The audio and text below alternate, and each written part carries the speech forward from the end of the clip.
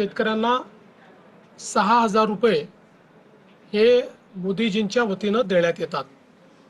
नमस्कार, शेतकऱ्यांच्या खात्यात नमोचे 2,000 रुपये जमा होणार आणि पीक विमा भरपाई खात्यात जमा होणार आहे।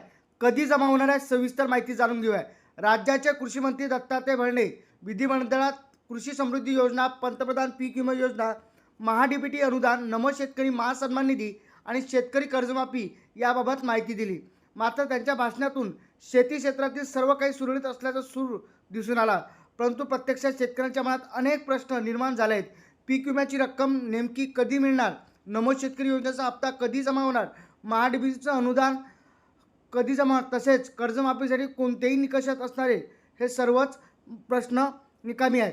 पण आता राज्य सरकारकडून लवकरच नमोचे निधीसुद्धा मंजूर करण्यात आहे। महाराष्ट्र शासनानं GR सुद्धा जाहीर करण्यात आलेला आहे। या GRनुसार निधीसुद्धा मंजूर करण्यात आलेला नमोचा हप्ता काही दिवसातच शेतकऱ्यांच्या बँक खात्यामध्ये जमा होतील आणि ज्या शेतकऱ्यांना आता पीक विमा, ज्या शेतकऱ्यांचं खूप मोठ्या प्रमाणात नुकसान झालेलं आहे आणि त्यांनी इन्शुरन्स